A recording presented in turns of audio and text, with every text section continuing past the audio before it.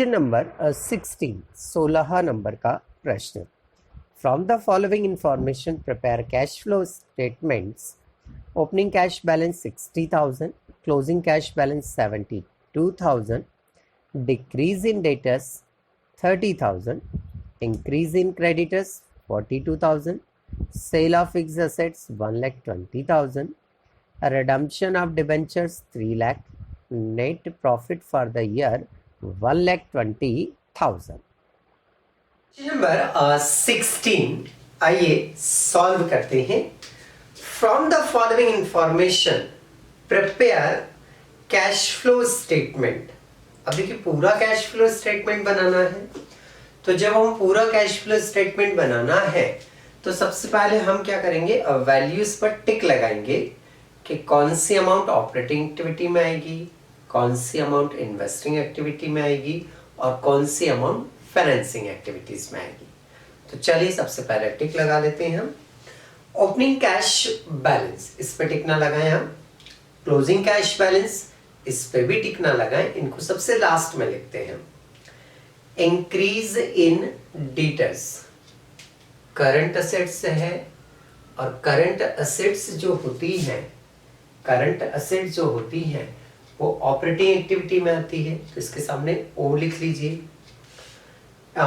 Increase in creditors operating activities में आएगा, तो इसमें ओ लिख लीजिए।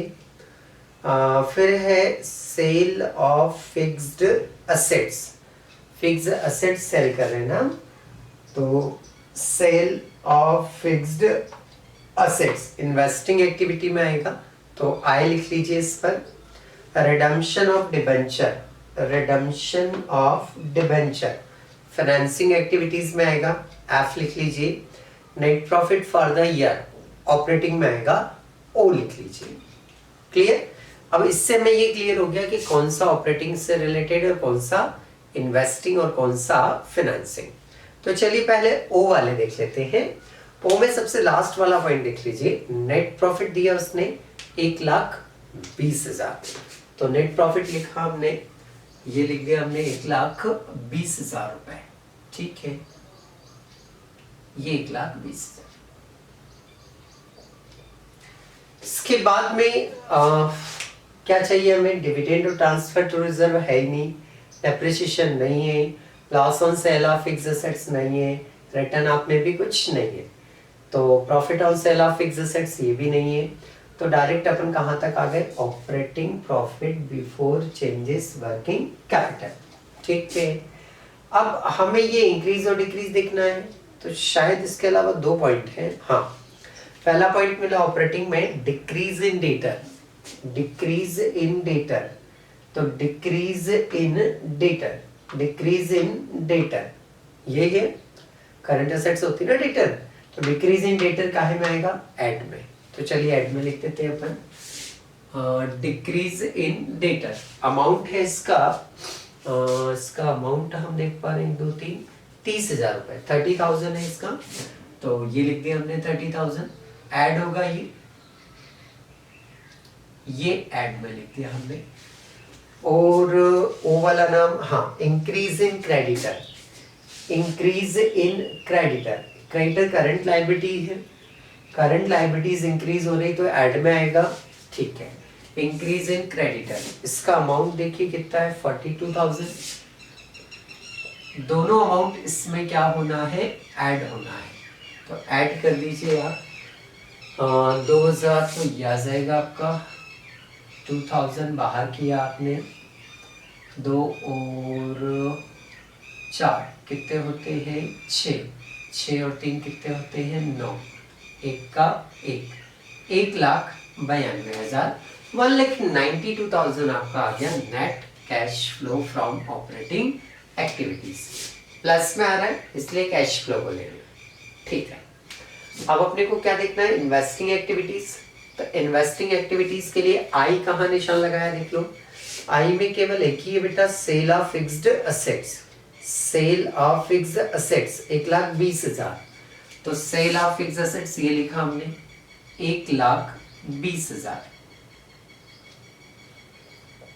सेल करेंगे रुपया आएगा तो प्लस में लिखेंगे। अच्छा, एक ही अमाउंट है तो यही अमाउंट बाहर हो जाएगा, तो ये लिख दिया हमने एक लाइन नीचे 1,20,000, एक लाइन नीचे 1,20,000। ठीक है, ये हमारा दूसरा हेडिंग क्या हुआ, कंप्लीट। क्या था दूसरा हेडिंग हमारा, cash flow from investing activity. इसके अंदर था हमारा सेल ऑफ फिक्स्ड असेट्स, ये हुआ। अब इसकी टोटल लगानी है, पूरी इस वाली कैलकुलेशन की टोटल लगानी है। तो एक बीसीआर है, तो इसके सामने यहाँ ना लिखते हुए, इसके सामने यहाँ ना लिखते हुए नीचे लिखा जाता है, तो नीचे लिख दिया और इसके सामने हेडिंग डाल दिया, net cash flow from investing activity. ये जो हेडिंग लिखते हैं ना यहाँ पर, cash flow from investing activity, उसके साथ नेट लगा देते हैं, मतलब इस पूरी हेडिंग के साथ नेट लगा दीजिए, तो net cash flow from investing activity. ठीक है, तीसरा हेडिंग होता है आपका cash flow from financing activity. तीसरा हेडिंग होता है आपका cash flow from financing activity. अब ये हेडिंग लिखने के बाद हम क्वेश्चन में चेक करें कि फाइनेंशियल एक्टिविटीज में क्या है। एक ही पॉइंट है, रिडम्पशन ऑफ डिबेंचर 3 लाख, तो रिडम्पशन ऑफ डिबेंचर 3 लाख ये लिखा आपने,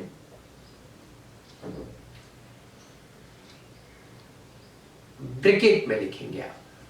क्यों, रिडम्पशन कर रहे हैं मतलब रुपया जा रहा है, पेमेंट कर रहे हैं ना, और पेमेंट कर रहे हैं तो पेमेंट करने से रुपया क्या होगा, कंपनी के पास से जाएगा, और रुपया जाता है तो हमेशा माइनस में, इसलिए माइनस में लिखा।